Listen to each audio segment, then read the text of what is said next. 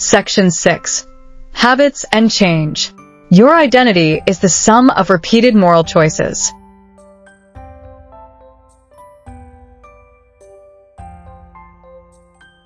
Contents. 1. Introduction. The moral architecture of the soul. 2. From temperament to habit. 3. Habituation and virtue. 4. The role of pleasure and pain. 5. The inner pull toward completion. 6. The power of small changes. 7. Your turn. A reflection prompt.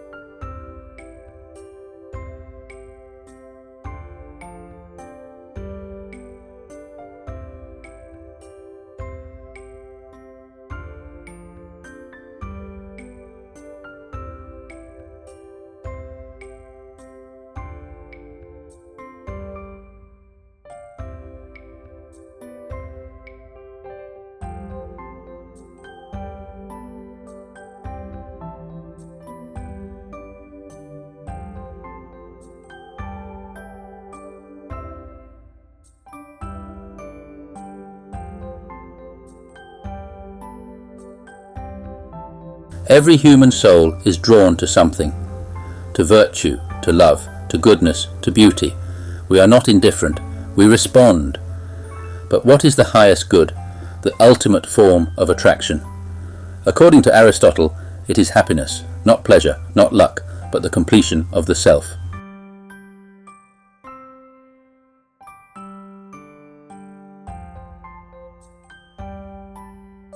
That structure in the LAFE Moral Gravity program consists of 3 layers.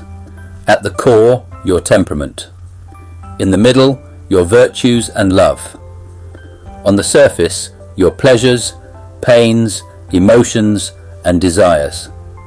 By refining the core, your temperament, and practicing virtue and love in the middle layer, you transform the way you experience pleasure and pain on the surface. Pain and pleasure come in 2 forms, bodily and spiritual, and it is the spiritual that is harder to understand.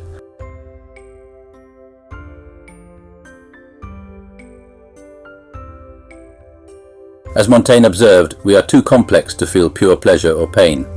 They are always mixed, always shifting, always unique to time and person. What matters is not how we feel, but whether the inner structure is progressing, whether the soul is moving toward its own completion. When the inner structure develops, moral gravity begins to pull us inward. We start to move, not toward escape or distraction, but toward our own better selves.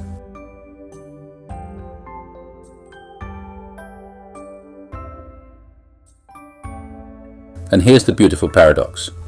The more we grow inwardly, the more we can love and respect who we are becoming, not in a shallow narcissistic way, but with reverence. We begin to feel pain when we harm or devalue the self we now respect.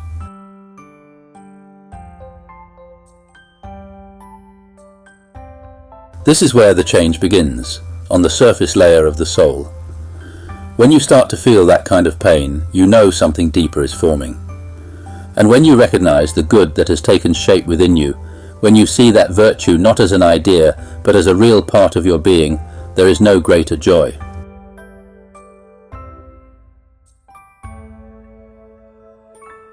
That is what happiness truly is. Geniuses may reach this on their own, but very few do. That's why the LAFE Moral Gravity program exists. With this program, anyone with commitment and courage can shift into genius mode. In this section, Ava will guide you through how this change begins. Let's hear from her now.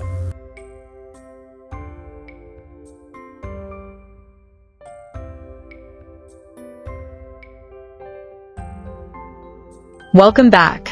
In the last section, we looked inward to understand how our temperament shapes the way we relate to others.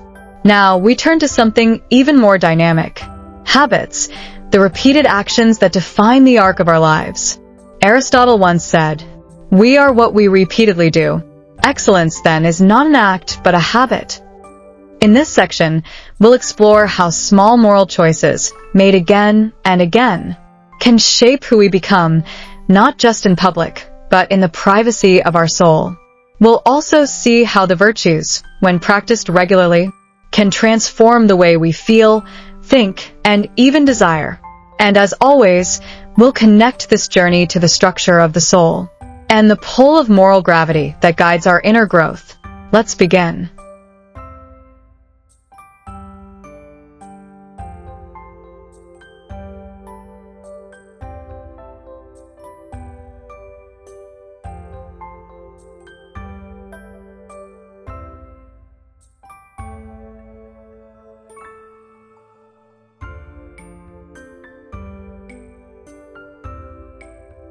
Hello again.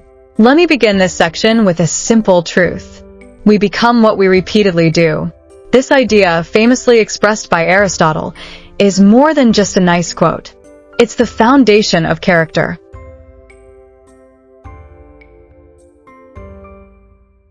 Our soul is not fixed. It is shaped slowly, steadily by our habits. And habit is not just repetition. It is repetition with meaning, with intention, with moral gravity.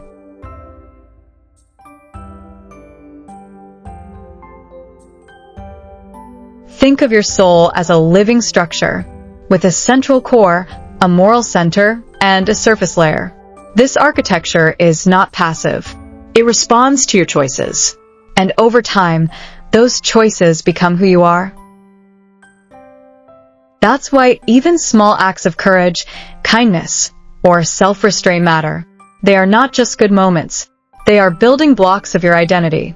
In this section, we will see how the architecture of the soul changes with habit, and how that change can be the beginning of something extraordinary.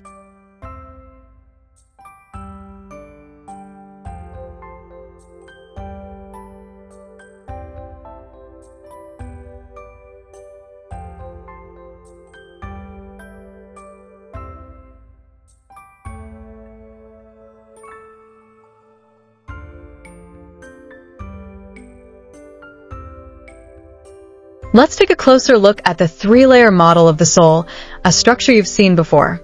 At the center lies temperament, your natural emotional rhythm, energy, and style of interaction.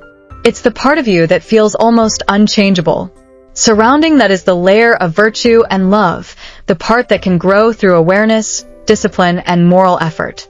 And finally, the outer layer, emotions and desires, your shifting pleasures, pains, and impulses in daily life.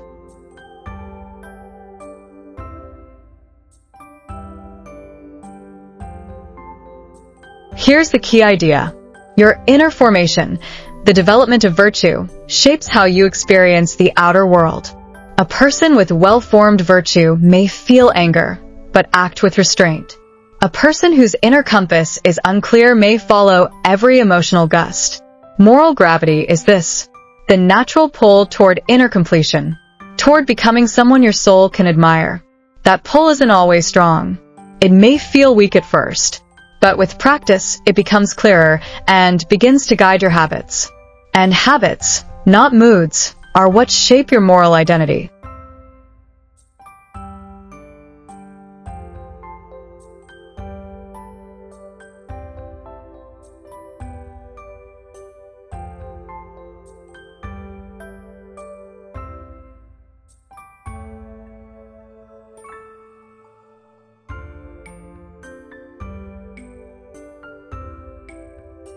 Let's explore how habits shape our soul. Aristotle believed that we become virtuous by doing virtuous acts, not just once, but over and over. He called this habituation. Courage, temperance, justice, they are not gifts. They are built, like muscles, through repetition.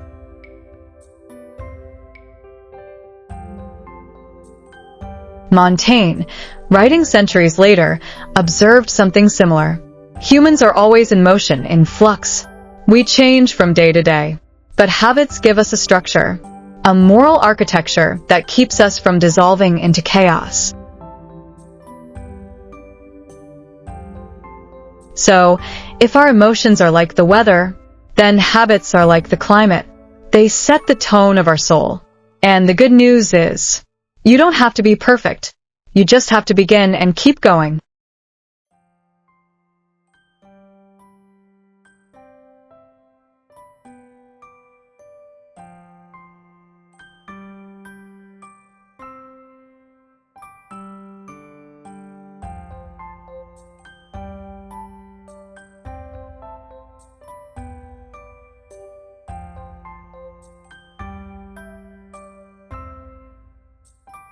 Let's talk about pleasure and pain, the outermost layer of the moral gravity model. We often think of pleasure and pain as simple reactions. A smile when we're happy, a flinch when we're hurt. But in reality, they are deeply shaped by the inner structure of the soul. There are two kinds of pleasure and pain, physical and psychological. The first is obvious: hunger, exhaustion, physical affection. But the second is far more subtle: the shame we feel after betrayal, the joy that comes from helping a friend, or the guilt that lingers after a selfish choice.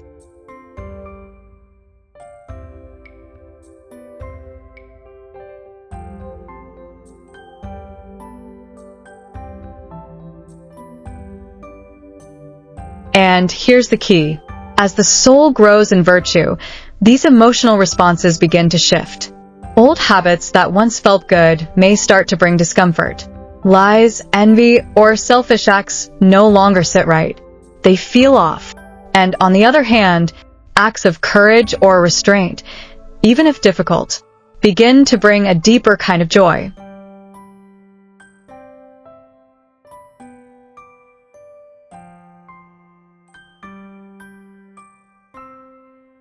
This is the beginning of emotional transformation, not by suppression, but by realignment. When your soul's architecture matures, pleasure and pain start to guide you, not away from discomfort, but toward what is noble, good, and worthy of you. Let's take a closer look at how this transformation unfolds.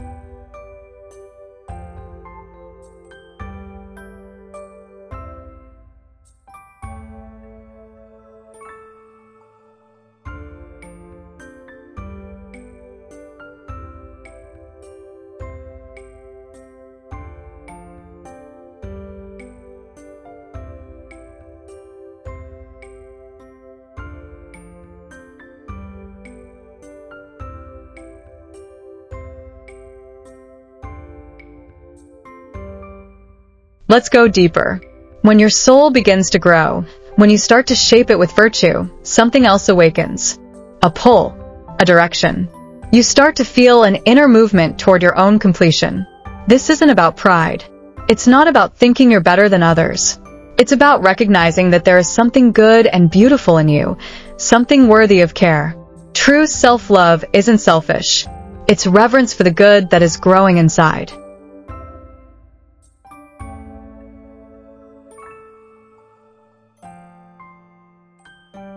And here's the shift.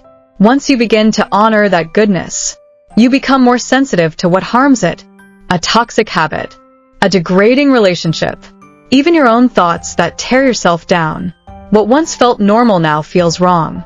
Because your soul knows, I deserve better. That's not arrogance. That's moral clarity. You are beginning to protect the dignity of your soul. And that, too, is virtue.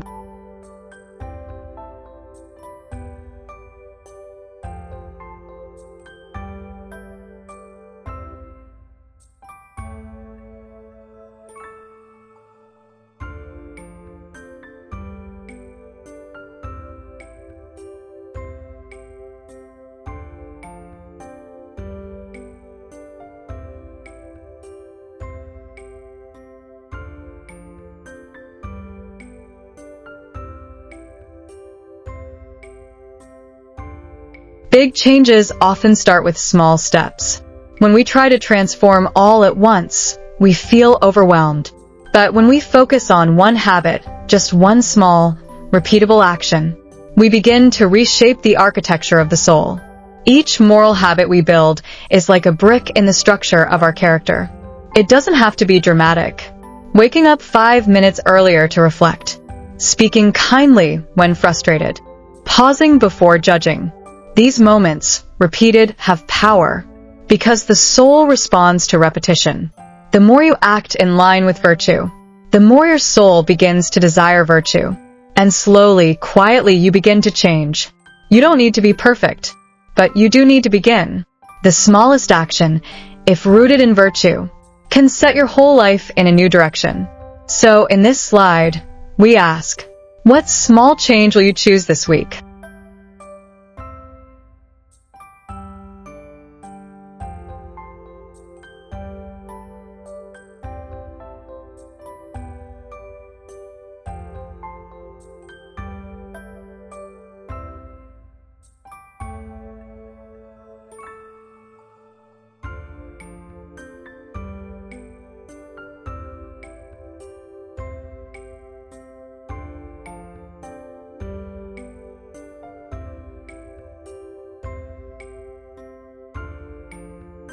let's take a quiet moment together. You've come a long way. You've explored the structure of your soul, its temperament, its longing for virtue, and the shifting tides of emotion and desire.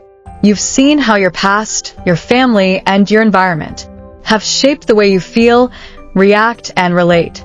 But now, you're beginning something new. You are no longer just reacting. You are recognizing. Maybe for the first time, you're learning to look at your own soul, not with fear or shame, but with quiet respect. Because the person who learns to honor their inner order and to love what is good within themselves no longer needs to prove their worth through appearances, not through success, not through wealth, not through admiration. Their soul begins to shine from within.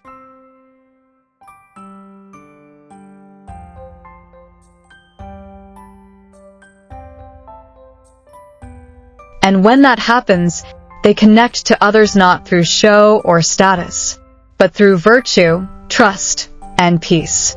That is the kind of society we can build when people begin to love the person they are becoming.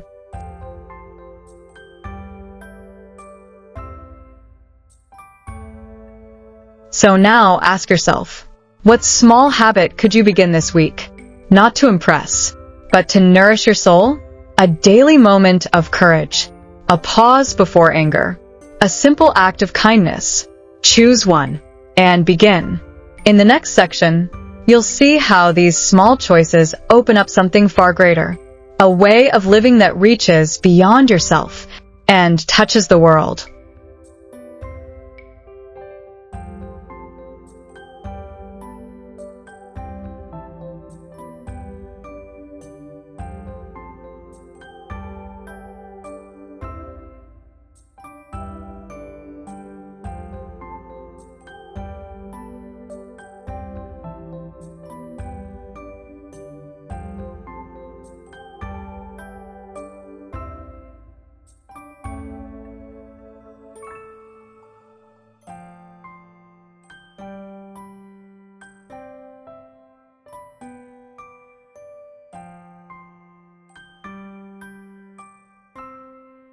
You've now seen the architecture of your soul.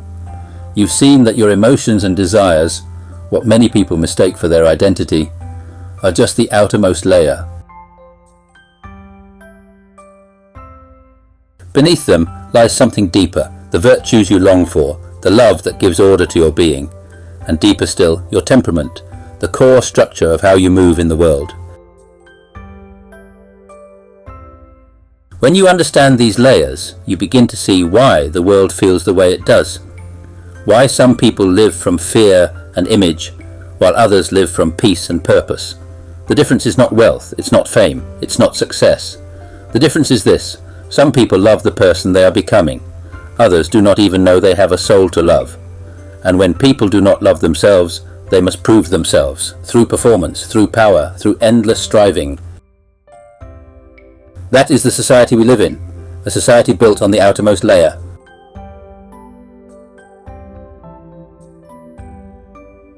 But you now know something different. You've seen that the soul has structure, that it can be shaped, that it can be loved. And when enough people live from that inner order, a different kind of society becomes possible. A society of dignity, trust, and quiet strength. That is what this program points toward. Not just personal change, but a shared future grounded in the gravity of the soul.